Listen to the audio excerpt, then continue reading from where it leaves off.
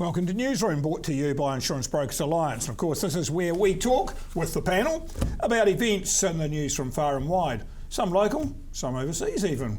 We are very far-reaching in our comments with the O'Connor brothers today. Mark O'Connor, Chief Executive of Southport. Welcome back, Mark. Thanks, Bill. And Stephen O'Connor, Financial Advisor. G'day, Bill. How are So you? we're expecting some interesting debate here, but we've got a wide range of expertise as well. And to you first, Stephen, I won't say why, nothing to do with age. There's a by-election in the far north, as we know, Yep. and Winston Peters has quite early announced he was going to be standing in it. The first poll comes out and he's ahead. And of course, Winston doesn't have too much to say about this, but next thing we know, the national government's up there, they're promising 10 new bridges, which didn't even seem to be in the offing before. Then there's accusations of the Labor Party of pork barrelling and all sorts. We've got a major news event going on. Has Winston really got a chance? Well, he's certainly got a runner's chance, Bill, but I don't think when push comes to shove, I don't think he'll get over the line. Certainly he's come out of the blocks very quickly, and he's given National something to think about. And you know, Winston's always one to take an opportunity, and there's one there, and he's taken it with both hands.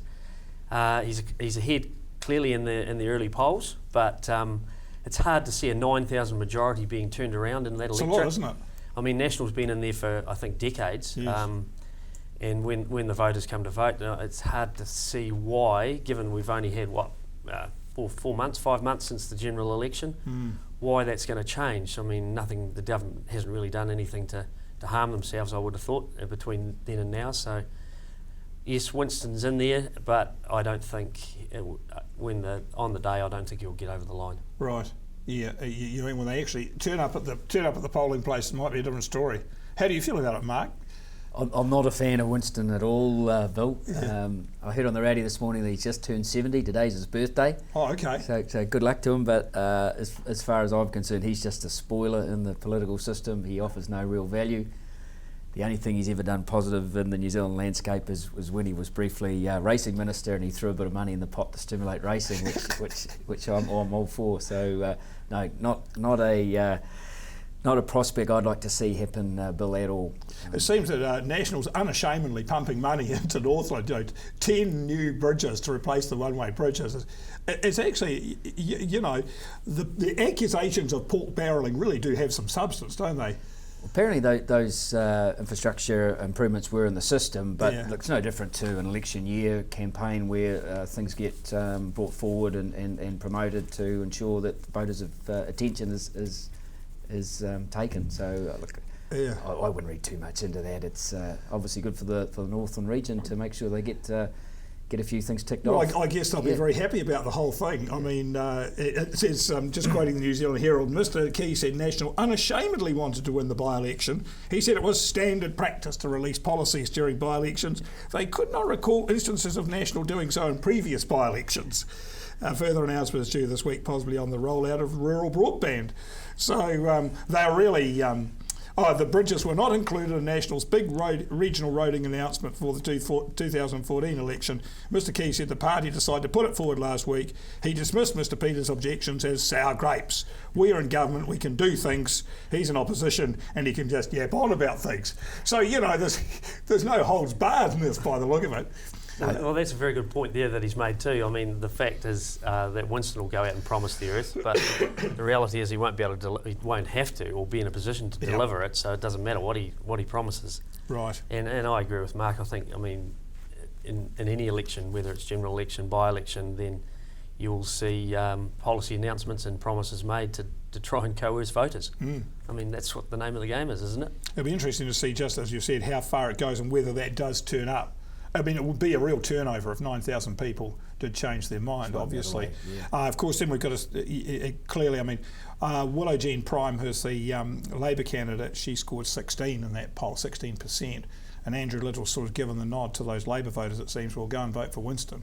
So that could add another dimension in there, perhaps. But I guess it's something which will brighten up the entry to the winter for us. One thing I didn't look at before we come, when's the election date, do we know? Look, I'm not sure about that, to be honest. Well, it can't be too far away anyway. I'm not sure of the date either, but I think it's only 3 or 4 weeks away, isn't it? Yeah, it can't be too. It must be getting close now. Yeah. Bill, I pulled an interesting headline off the NBR online system today, and it says Winston joins the conspiracy nutters.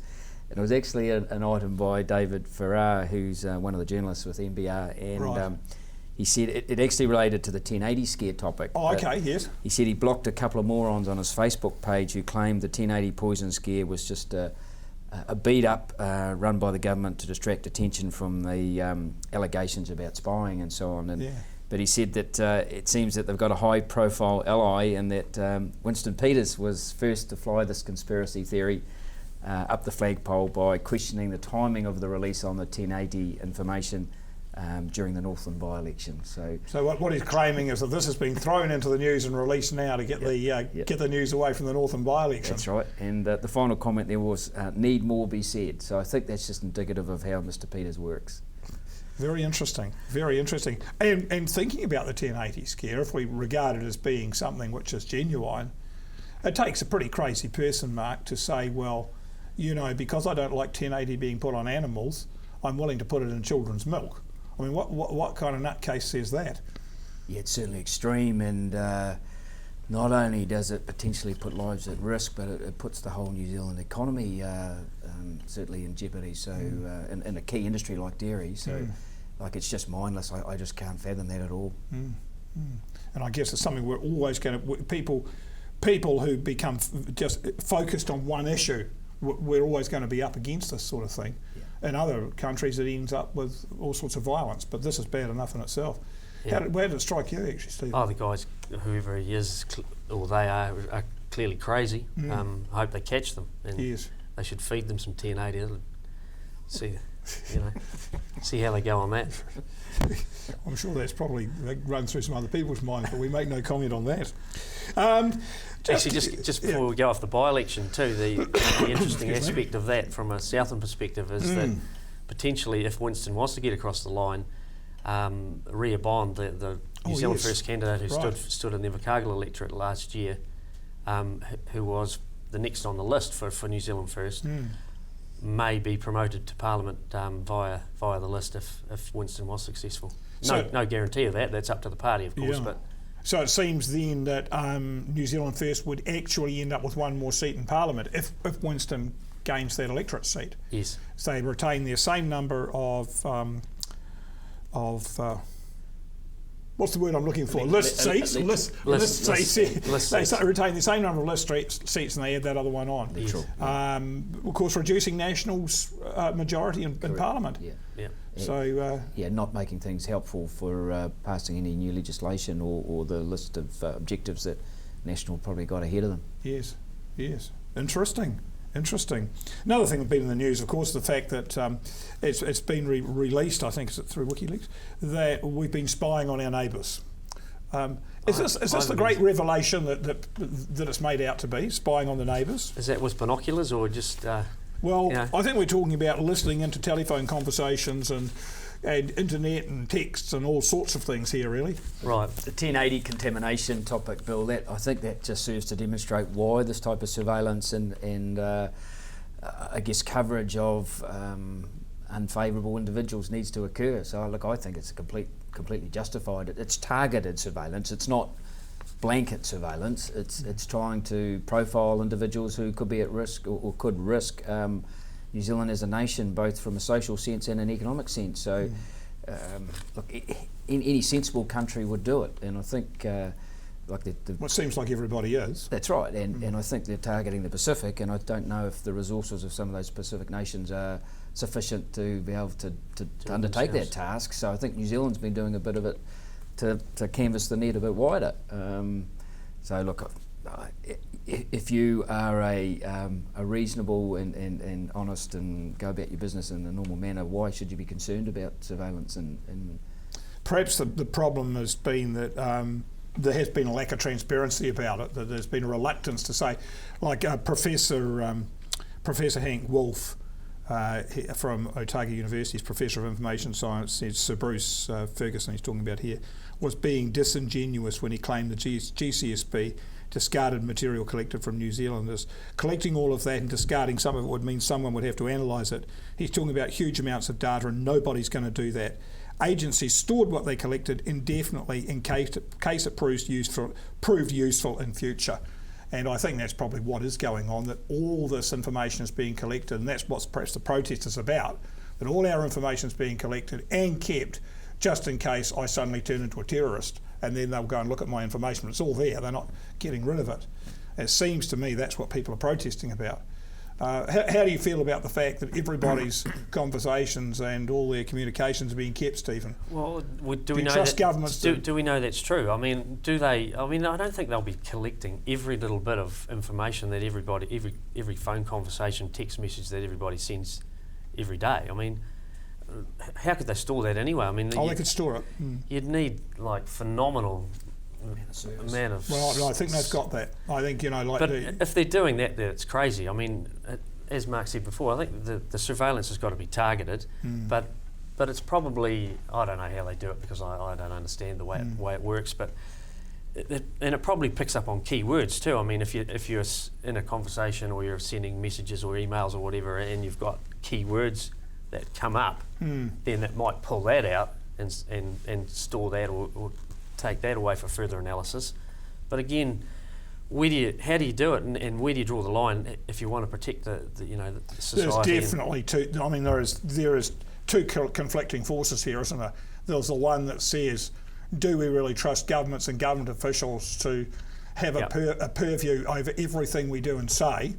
And the other one is, there are so many madmen running around now who are willing to go to any lengths. When you look at ISIS, they seem to have no scruples and no morals. How do we protect ourselves from these guys in a modern technological world? And so you have those two things coming against each other, and you think, well, where do they meet?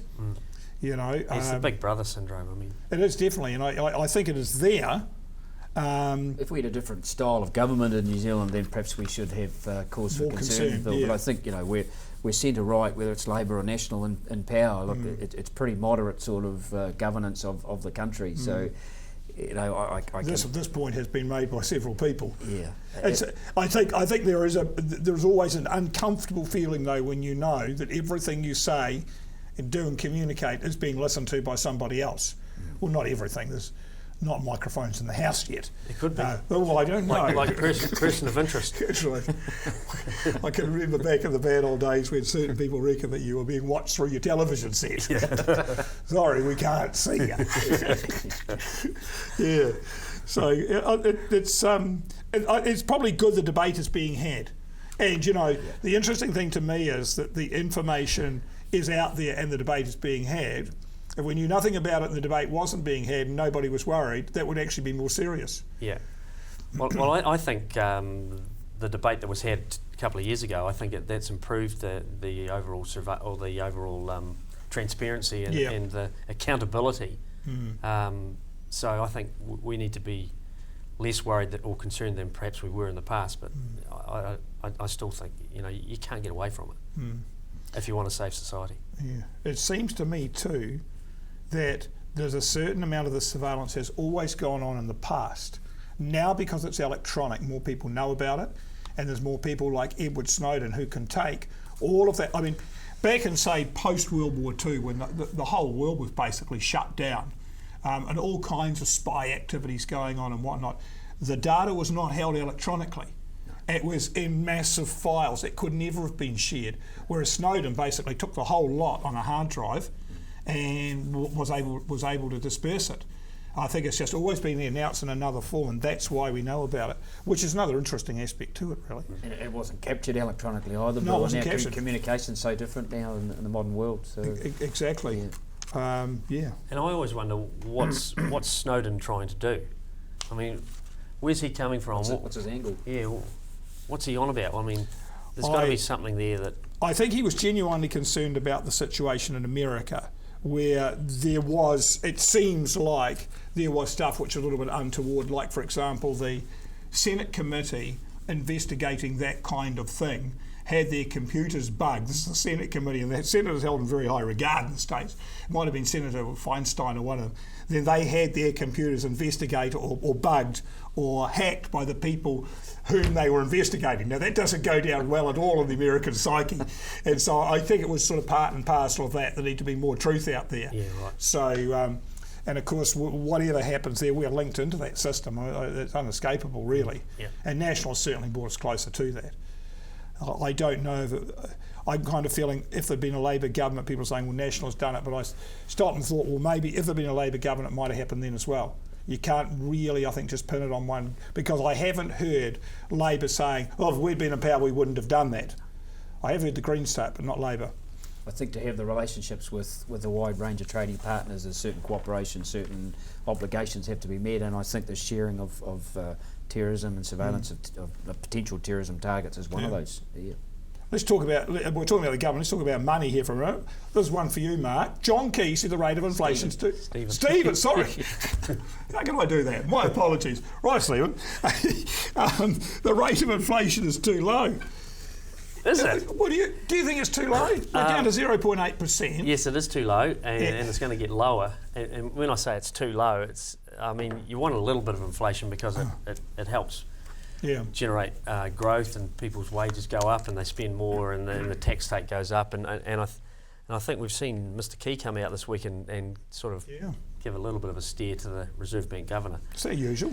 No, and it's probably not a good thing to do either, because they're supposed to be independent. But I think that from the government's perspective, they're probably concerned about the fact that the economy's not getting that traction from inflation, which would push their tax take up, because clearly they are struggling to get their budget balanced.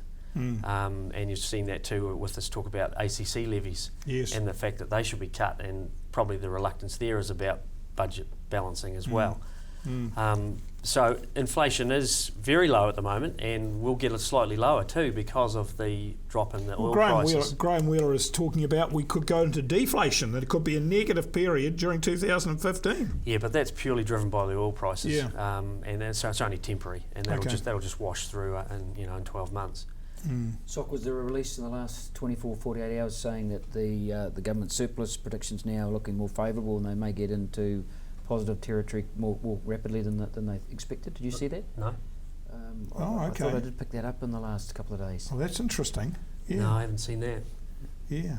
I got March the 10th here. Asked if he could ensure forecast inflation move back near 10% in 18 months, Key said technically that's what the Act would say, yes, but the bank had discretion over how to act. I was still talking about that, Yeah, nothing about balance payments. Well, the Reserve Bank meets on Thursday. There's an OCR review on Thursday. Okay. Yeah. So basically, John Key sent a message. Well, he's saying, Mr. Wheeler, you might want to consider cutting the OCR, but whereas it's highly likely the OCR is going to stay on hold for the time being anyway. Okay. Yeah, Graham Wheeler is he's not too likely to be forelock tugging to John Key. You think he's going to do it his way no matter what? I think there's even less likelihood now that you'll get a cut on Thursday, because if you did, then clearly people would just say, oh, you've just followed what Mr. Key told you to do. Yeah. So you'll have to so he's got to be. He's got to show a bit of independence. But certainly inflation's as low as it's been for a long, long time, and it's a global phenomenon. Yeah. In fact, we've got deflation in a lot of areas, particularly Europe. Yeah. Falling prices, which is not necessarily a good thing. How's it affecting business, Mark, in the province? Well, from a wage review point of view, Bill, it actually helps from an employer's perspective sit around the table, and a lot of the movements are driven by inflation effect. So look, it's helpful in terms of containing wage costs, but we'll try and offer what's a fair movement to our team and our people. But and input costs obviously are falling off as well, with the people who are using diesel and fuel, and that's a short-term gain really for so business. shipping's going to be cheaper, or should it? Yes, look, there's a couple of reasons. Shipping's cheap at the moment. Excess demand in terms of number of vessels available, both dry and container, or bulk and container around the world, and the fuel factor. So shipping rates are as low as they've been for a long, long time, Bill, for a trading nation like New Zealand. So we'll take that while it's there. I want to pick up on that again after the break, because I want to talk about the smelter too and how they're affected by oil prices. But we're going to take a break. Stay with us. We've got lots more interesting stuff to talk about after that. See you soon.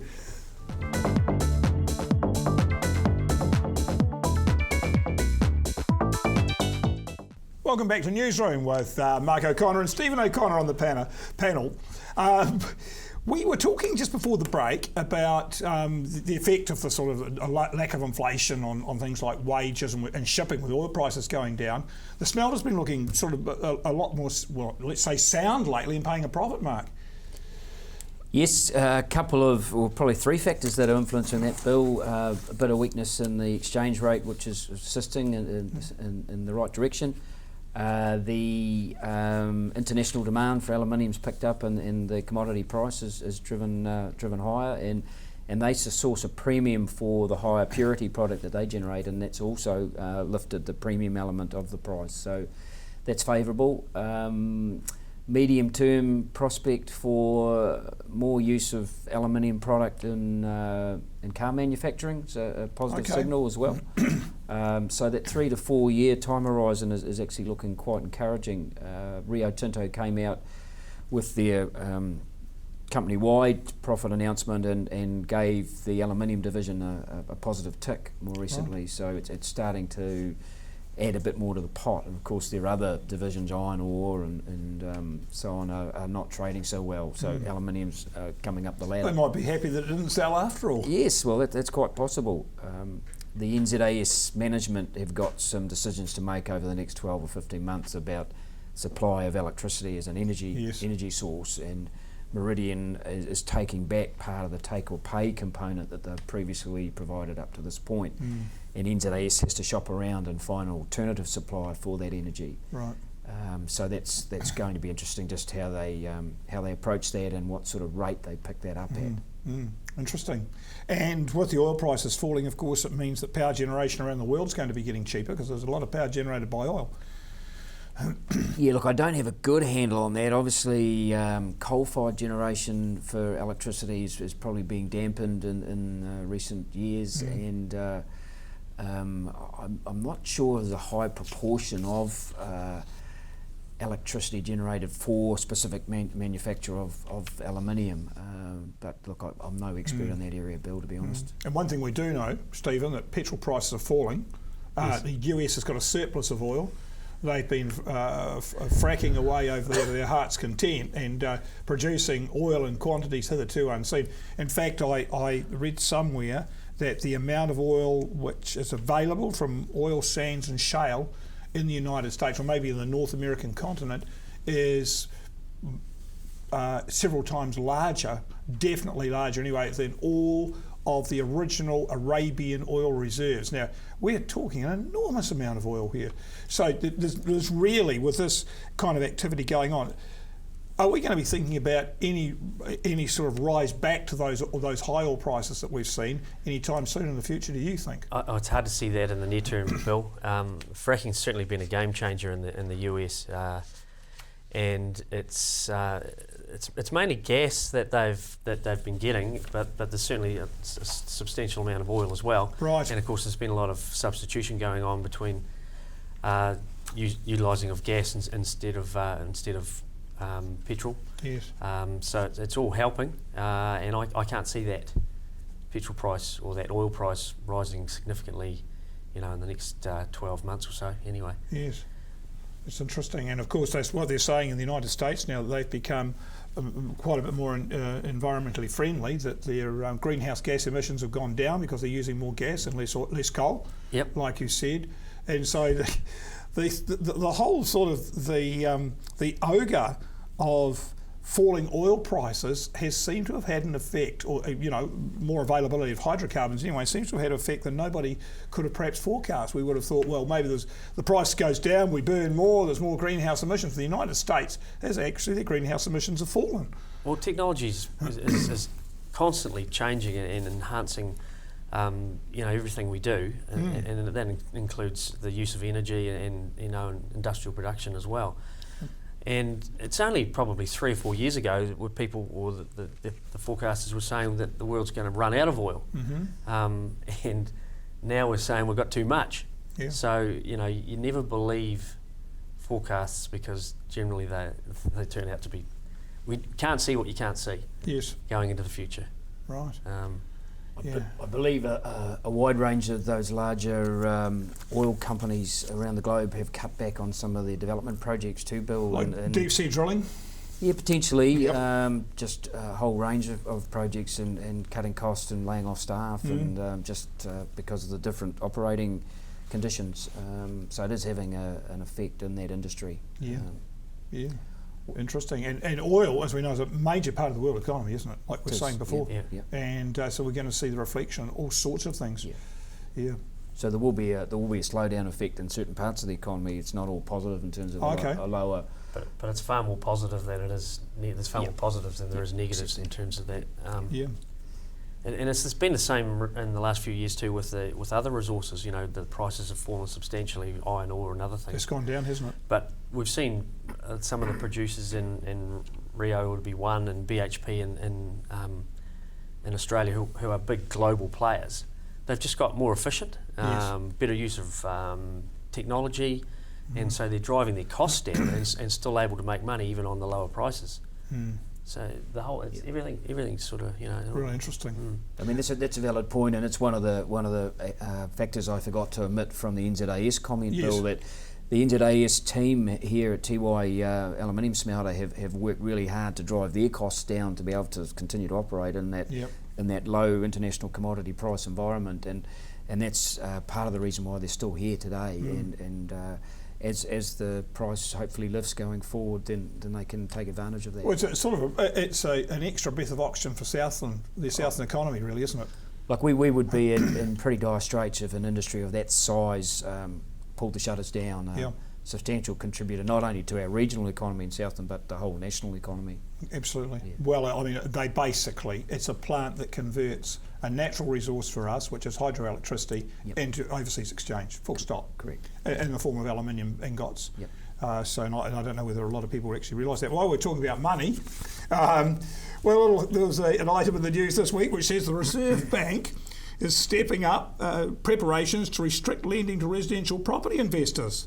The swines, as it watches house prices, and here we go, particularly in Auckland, continue to rise strongly. Are you in that category, Bill? I do own one house, and I see I'm one extra house. I'm excluded because you've got to own 5. Yes. So I don't feel too bad about it. Is this serious, Stephen?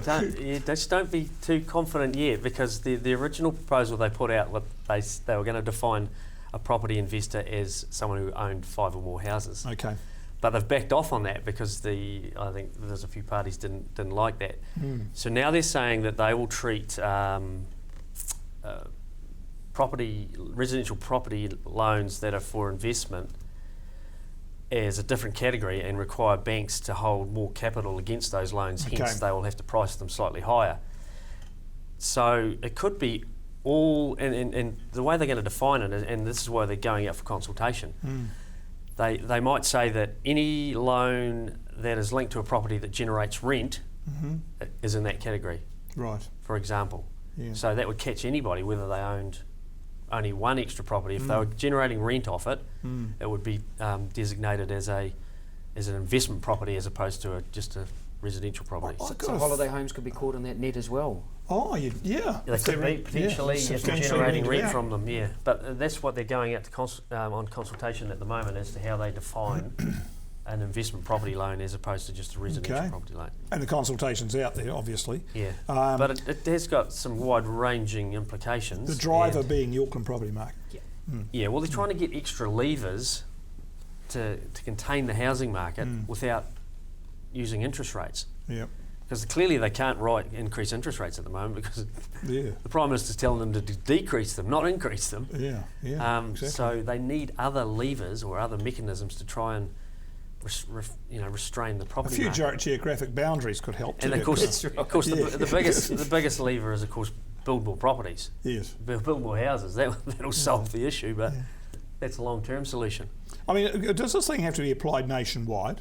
can't they say, anything south of Cook Strait it doesn't apply to? It's fairly definite sort of line. Well, they could do that as well, I guess, but that just, I suppose, it creates more administration issues for the banks and things. I'm not bothered about administration. But they could do that. They could say that it only applies to loans generated in Auckland or Christchurch or whatever. It seems to me that, I've had rental properties for years and years and years, on and off, ones and twos, but it seems to me right back at the start of things that when you borrowed some money for a rental property, you had to pay more for it anyway.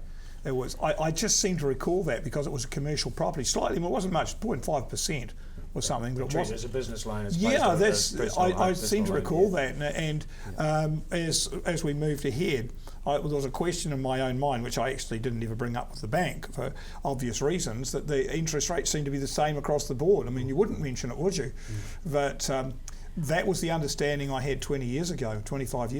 And I'm pretty sure you're right, Bill. I mean, there was a differentiation in those days, and of course you had to have 20% deposit in those days too, and so the whole landscape of banking and lending has changed, as we know. She's a dynamic. And we went to 100% lending, and then they cut back on that, and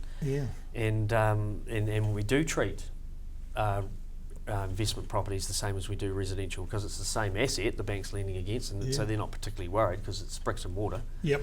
And so something that can be sold. And there's no extra cost to them. As I say, if they bring in these rules, they'll be required to hold more capital against investment property loans than owner-occupied loans. And so that'll be an extra cost to the bank, so they'll have to charge more. Okay, yeah. But at the moment, because they're holding that capital in the bank and can't use it. Yeah. Yep. Yeah, it's just an extra cost. Quite an effective tool in many respects, yes. Now, whilst we're still talking about money, we seem to be leapfrogging around on money here. Europe, we need to talk about Greece. The situation in Greece is that have they been given their loan from the Eurozone? They have been given it, haven't they? But there are certain conditions opposed, and the Greeks aren't too pleased about this. No. And what's going to happen? No, well, a great place for a holiday, Greece, but seems like there'd be a good exchange rate. Not that I've been there, but no, they haven't. Well, of course, they were given their loans originally over the last 4 years or whatever it is, as part of their bailout package. But they are up for renegotiation, and in fact, they're probably due for another tranche. And no, they haven't been given that bit until they tie-ho. So this is what they say, that says Greeks European creditors told Athens to stop wasting time and flesh out as of Wednesday its proposals for economic reforms. Yeah, so they've got to chew off these reforms, and like New Zealand's been through this back in the Rogenomic period, so they've got to cut their lunch to accordingly, and obviously they're reluctant to do so. The black market system is rife in that country, so I mean that's the corruption and that type of thing. It comes down to a fundamental way of life, I think, that they've had for so many centuries. Well, whilst we feel sorry for them, Mark, we can understand why you just can't have a situation where you never pay tax. Well, it's pretty hard to get a revenue stream as a government if no one's declaring the income, isn't it? And I think they were retiring at 55 or 50 years old or something. I don't know what it was, on full incomes and all sorts of. So there's a fair amount of pain as a society. I think they're going to have to just chew off if they want to be part of the club. And that's what it boils down to. And of course, what started this is the election of the new government in recent months, who basically come in on the promise that we're going to ditch all the austerity measures and we're going to go back to the. Before they knew the facts. Well, no, they knew the facts. Okay, we're going to go back to this European bank and we're going to say we're going to renegotiate all these terms and we're not doing what you want us to do. Right. But now that they're facing reality, they're slightly less. Vigorous about it. Exactly. So that they were just trying to extend a period which is not sustainable.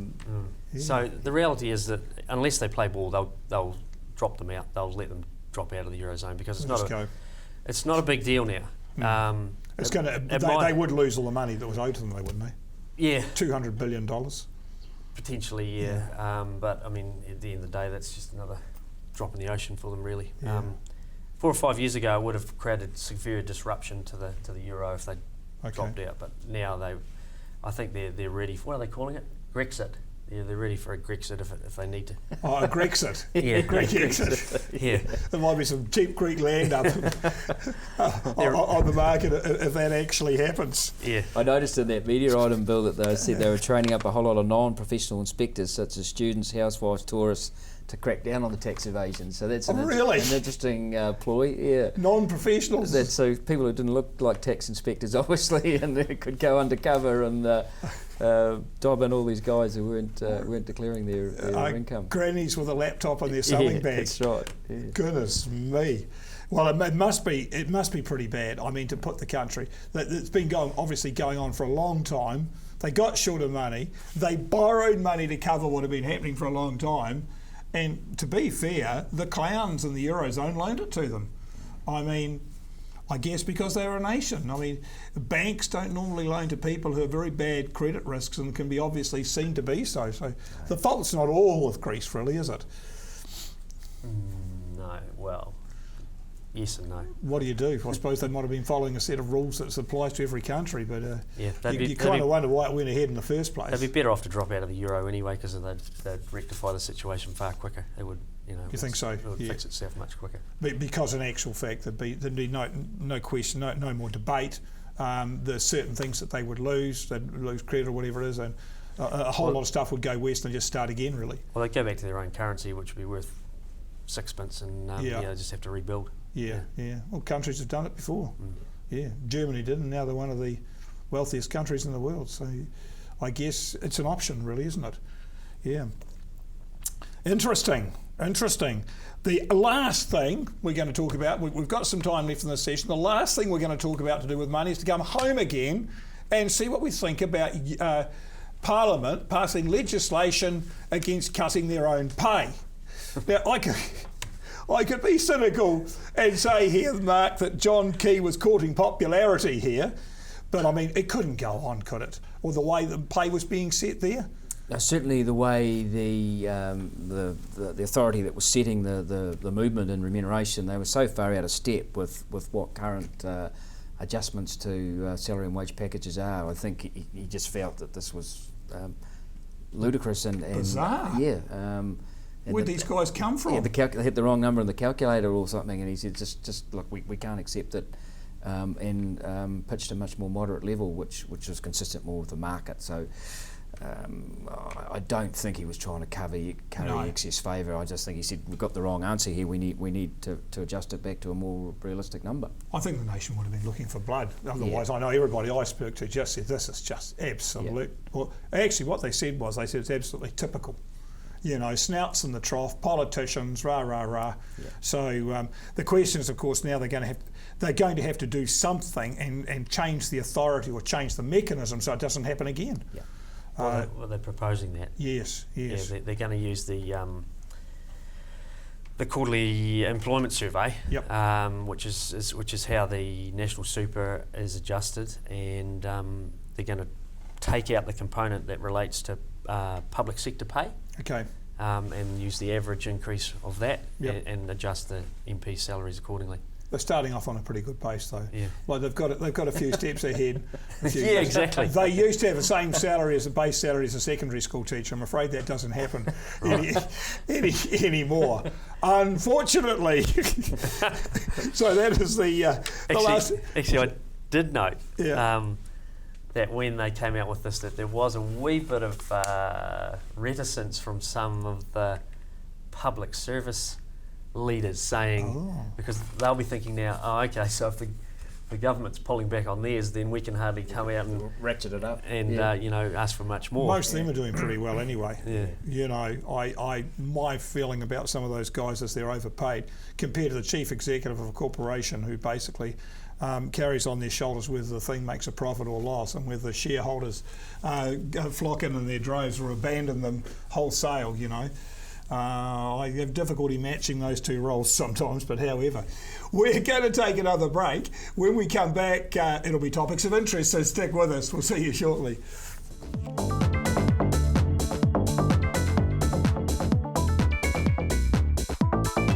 Well, before we do topics of interest, one thing we are going to talk about is a piece in the news, and a Queenstown car rental company So they're going to test drivers, Stephen, before they let them have a rental car. Obviously, as a response to the number of car accidents we've seen, some of them really bad, head-on collisions, people on the wrong side of the road, and doing that thing we know, which is so easy to do when you're in a foreign country, come out of a gas station or a supermarket and you turn the wrong way. I've done it myself in the United States, tried to, before I was being stopped by my wife who knew which side to drive on. But very easy to do. And so this rental company is saying, well, we're not going to give them a car unless they can pass our basic test. Mm-hmm. Is it workable? I think it is.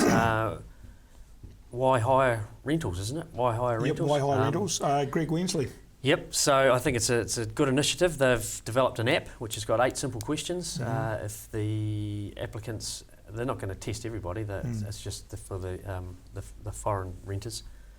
Or if they can't answer the questions, then they won't rent them a vehicle, which I think makes sense. And I also saw today that a Chinese woman and her partner or business associate have developed I think it's about a 2.5 minute video clip.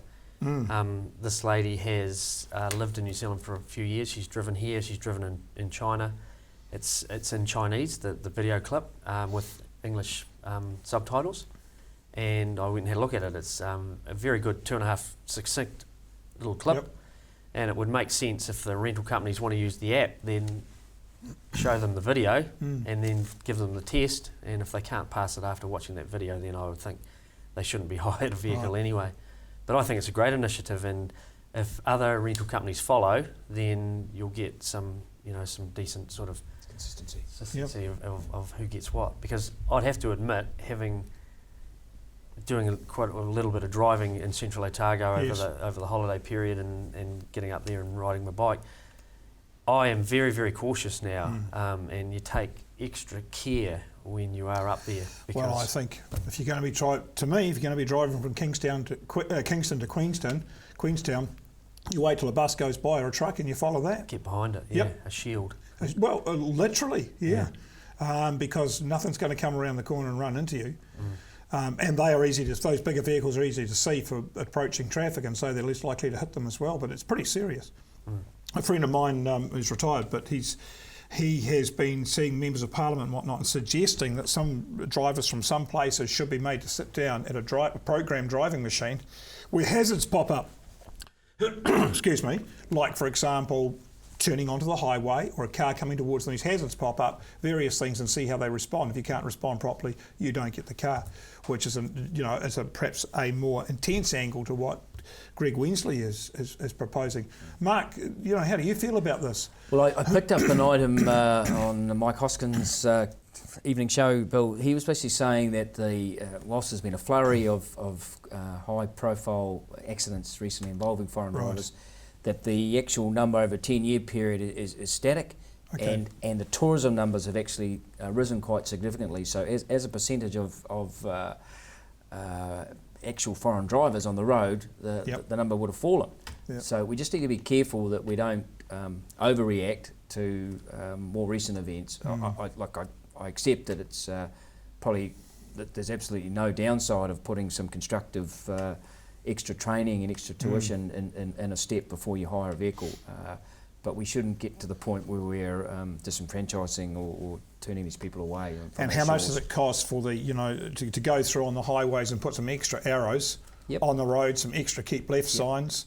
Visual signs, because you forget the words. That's right. Just make a visual image and it can be absorbed that much easier. Exactly. But that's not going to stop people passing on blind corners, Bill. No, it's not. That's true. And that sort of behaviour is just, where some of the problem lies. Because the other thing I was going to suggest was, is it time for us to change the side of the road we drive on? I mean, really, there's us in Japan and Great Britain left, South Africa and Australia, but we could do it just to upset them. But there's not very many countries drive now on the left-hand side of the road.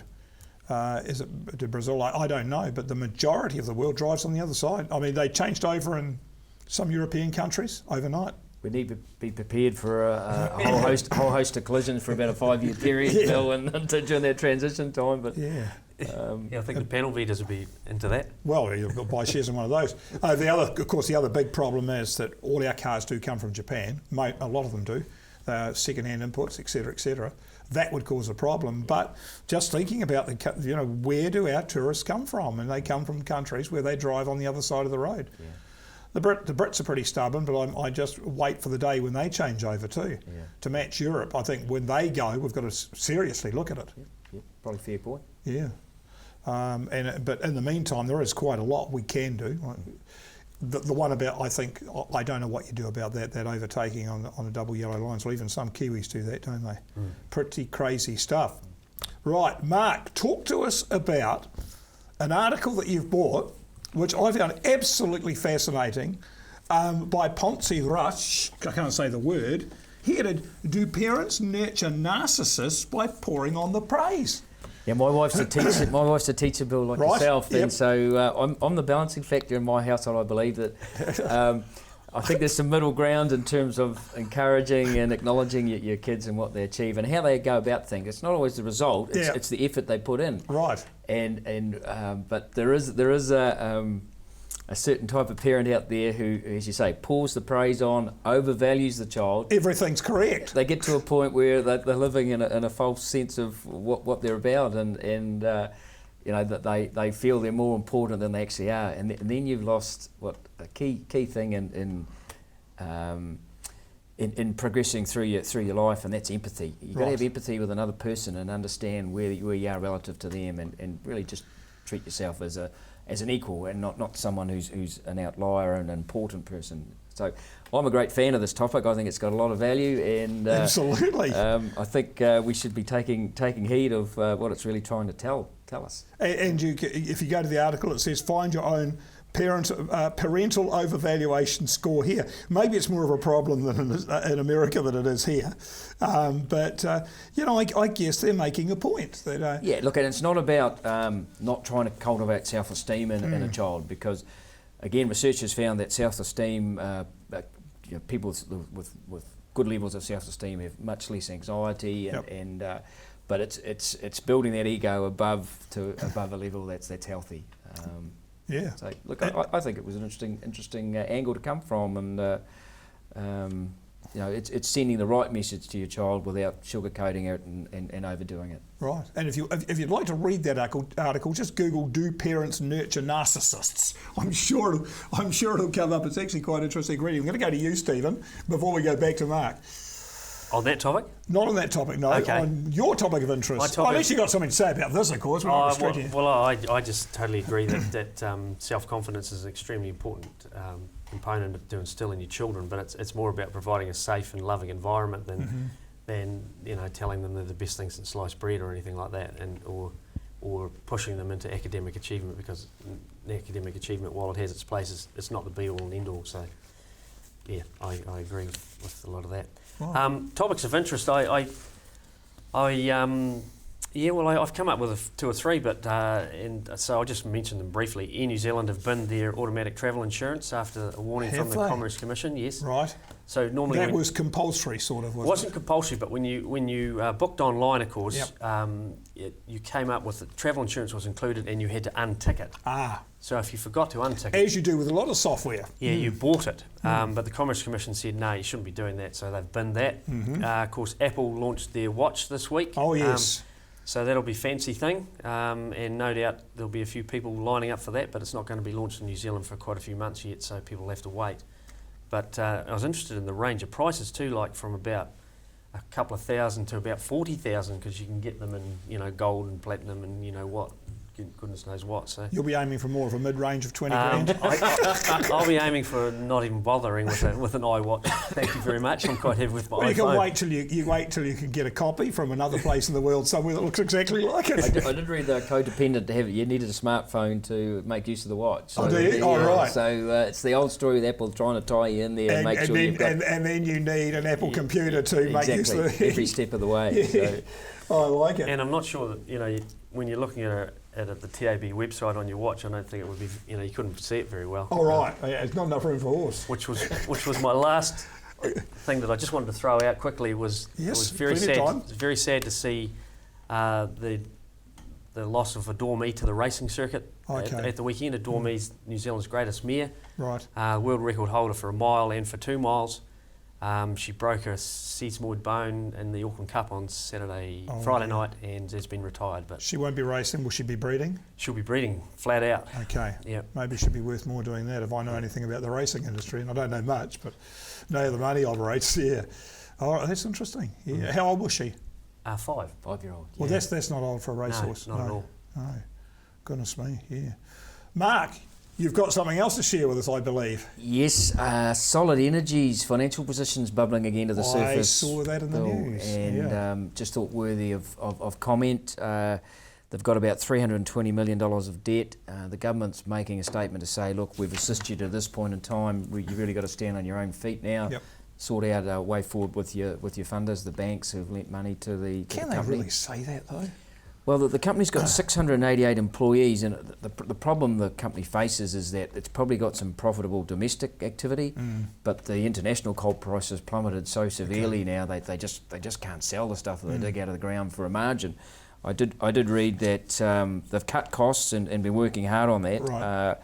But they've taken about US $20 a tonne out of their cost structure, so they're now being able to... It's actually quite a lot. It is, and they can generate coking coal for somewhere between US $120 and $130 a tonne. Yep. But the current international market is US 103. Oh. So you've got a gap there, Yep. and it's hard to Leave bridge that further. Yeah. Well, I think that may be the solution. Yeah. So there's some pretty hard decisions and some questions to be worked through there over the next few months. The chairperson resigned recently as well, and there's an acting chairperson at the helm of the board. So look, it's a company that's not in a great space just at the moment. Yeah, yeah. And in many respects, whilst I've no doubt there'll be criticism thrown here and there, it could have gone the other way if world prices had gone the other way. Yep. And people will not be clamouring to be on that board at the moment. Well, in actual fact, they probably need the best people in the country. That's right. And look, I'm sure they have got some high calibre people there trying to assist, but it may be gone to a point where it's not retrievable. That's right. And which is unfortunate. Like in the south here, we're quite aware of the profile that Southland Energy had with the lignite project, and again, that's been overtaken by world events. Yeah, well, it's like Stephen said earlier on in the show, who would have thought we'd see oil prices plummet that far? Right. You probably could have gone to the TAB, put $1,000 on the fact that oil prices would plummet and you wouldn't have to work again. The odds would have been so great. And the lignite conversion process, it's taken the lignite, first stage is converting it into gas. Now that we're getting all these shale gas supplies, the equation's thrown out the window. Exactly, yeah. Right. Oh, looks like I've just got time for my topic of interest, which was, I read with some amusement, it seemed funny to me, it might not seem funny to anybody else, a news headline which says New Zealand sailor wins the right to seize Oracle's boat.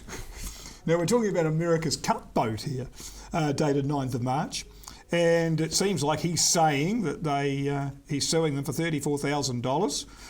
And his contract for $34,000 was terminated, and he was a grinder and whatnot, and he had a 32-page complaint of grievances, including his contract, etc. So he has won the right to seize the boat. I'm not really sure what he would do with it once he had it. I mean, is there a market for seized America's Cup boats? The only thing I can think of there is Mark better watch out, because if he gets any personal grievances down at the port, someone's going to seize one of the tugs. Okay, that's right. We've got the one slightly older one that they could seize, so we're quite happy about it. You could set it up to be seized. She's all yours. And by the way, you now owe us $200 a day berthing fees.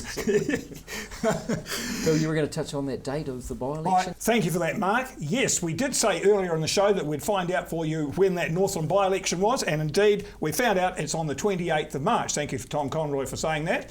And I do have to say at this stage there is a small wager between Tom Conroy and Stephen O'Connor as to who's going to win that election, so we'll be back to you with the results of the wager as well. Thank you for my panel tonight, Mark O'Connor, Stephen O'Connor, for being with us, as per usual. Great discussion. We'll look forward to seeing you too again in a fortnight's time. We'll see you then.